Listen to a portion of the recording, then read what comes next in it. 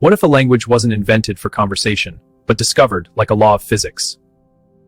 Ancient Indian scholars said they mapped sound itself, how it moves through time, how it carries pitch, and how it mirrors the same patterns we find in music and nature. So here's a puzzle. Sa re ga ma pa dha ni saptaswaras show up in India thousands of years before do re mi fa sol la ti appears in Europe. Two distant civilizations, yet they land on the same seven-note structure. How did this happen? Instead of every culture inventing something completely different. When you pluck any string, it doesn't vibrate randomly. It splits into fractions in a fixed order: halves, thirds, quarters, fifths, and sevenths. This is the harmonic series, a property of all vibrating matter. India mapped this cosmic geometry first, naming the notes as saptaswaras. Across generations, that acoustic code traveled through Persian and Arabic hands, reached European shores where it evolved as do-re-mi. Re ga ma pa dha ni sa. The Samaveda mapped each of those seven notes to a sound in nature.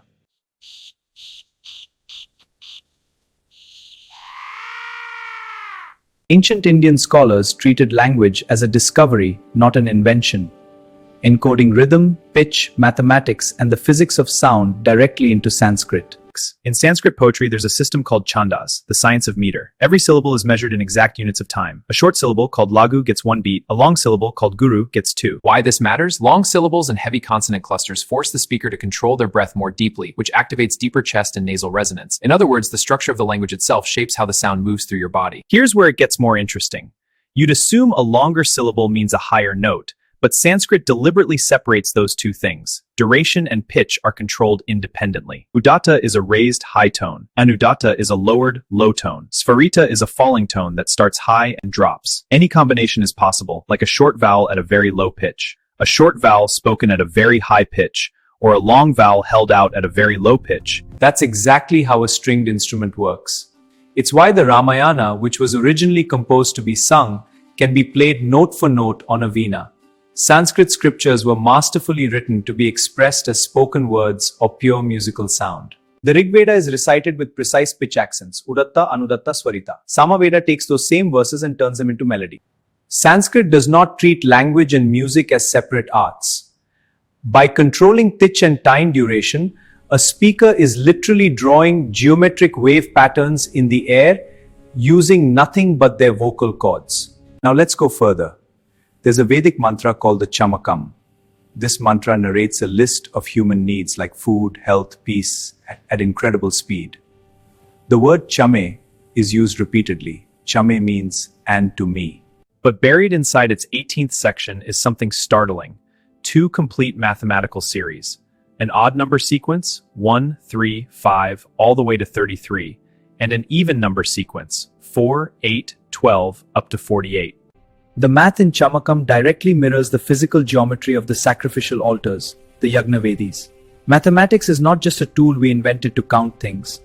Maths is the foundational code of the universe, and sound is the medium that carries it. In this ancient philosophy, chanting the mantra is a way to tap into the underlying code of creation, transforming not just the mind, but the physical world around us. 1 is 1 squared. 1 plus 3 is 4, which is 2 squared.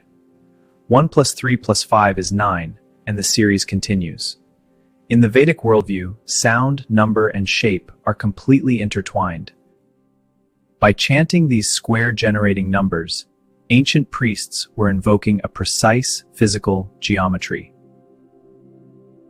Sanskrit grammar operates like strict computer code, with rigid rules for combining syllables, known as sandhi. Here, a high wave and a low wave combine, applying the sandhi rule to form a perfect new syllable. Sitting in silent forests, ancient sages made a discovery.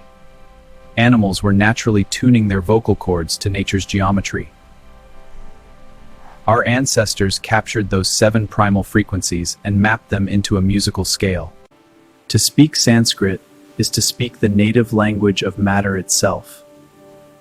By hard-coding nature's harmonic patterns directly into its grammar and pitch accents, it became a spoken mirror of physical reality. In the West, do-re-mi is just a memory tool for musicians. In India, the Vedas identified vocal vibrations that bridge body, mind, and the physical world. Existence is named as Nada Brahma. The world is sound. Om.